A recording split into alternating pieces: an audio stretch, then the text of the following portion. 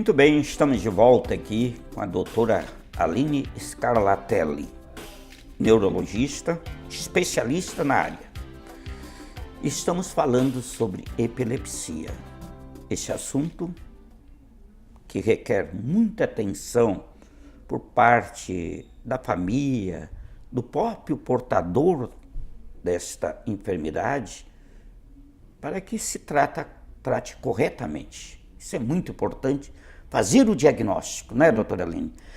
Então, para esclarecer melhor, qual é a causa, afinal, acho que o telespectador está querendo saber, qual é a causa da epilepsia? Afinal, tem uma origem?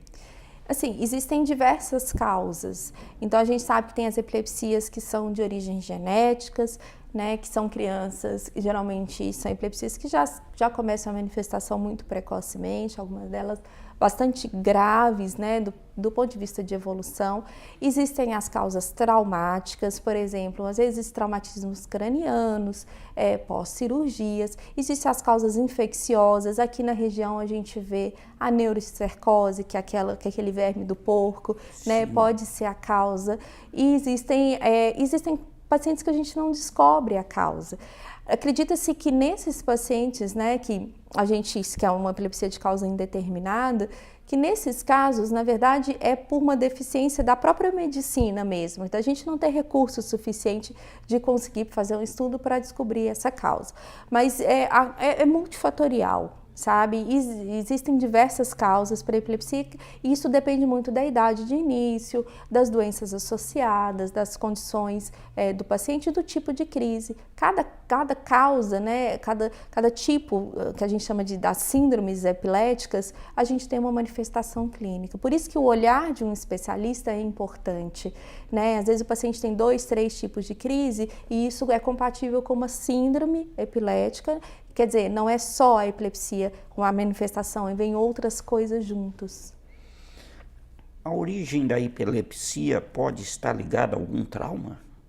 Trauma físico, sim, né? Um traumatismo craniano, sim. Às vezes a gente vê o paciente teve um traumatismo craniano, né? Por qualquer motivo. Parto também pode? Sim, que são as anóxias, as hipóxias neonatais. Então isso faz, né, uma lesão cerebral e essa lesão cerebral dali nasce as crises e se propaga para o resto do cérebro. Pode sim.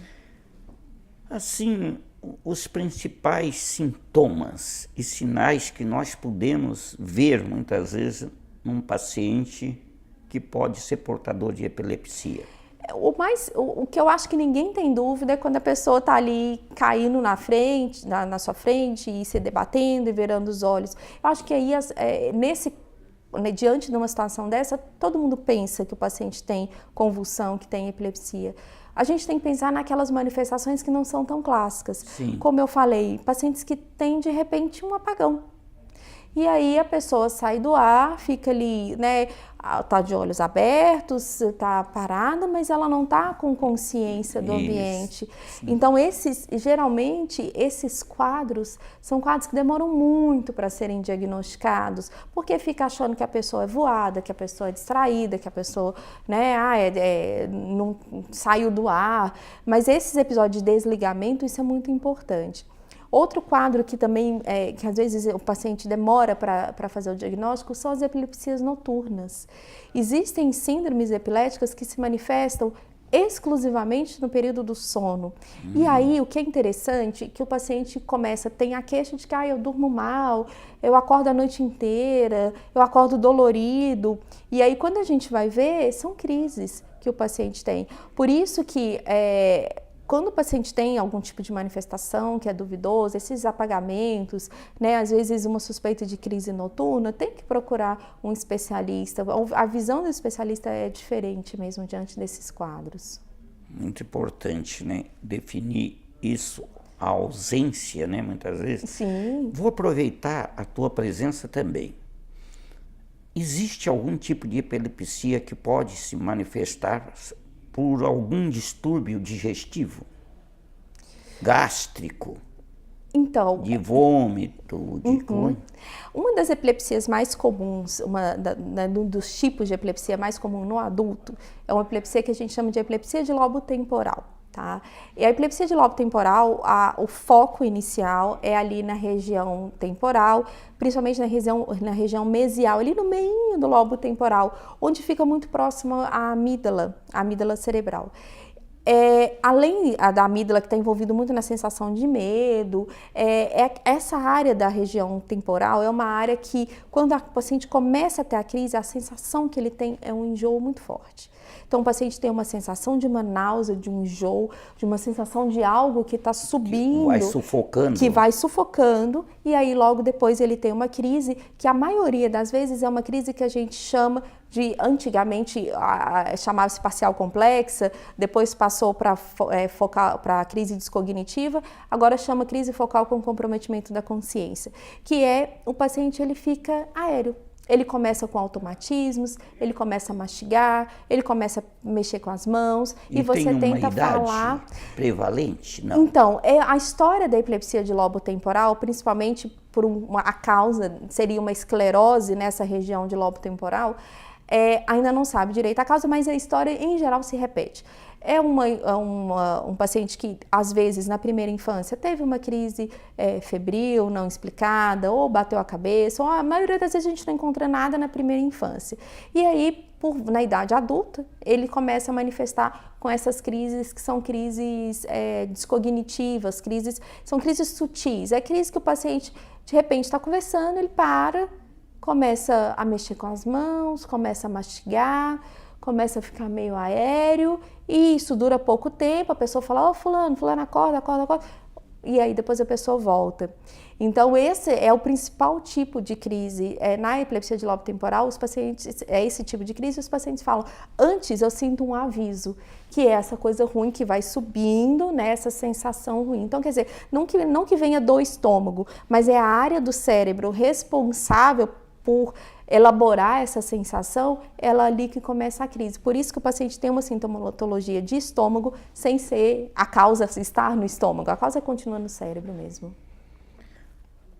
E quando o paciente dá uma crise epiléptica, o que a pessoa pode fazer?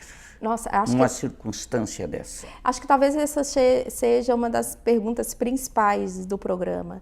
O que fazer diante de uma crise?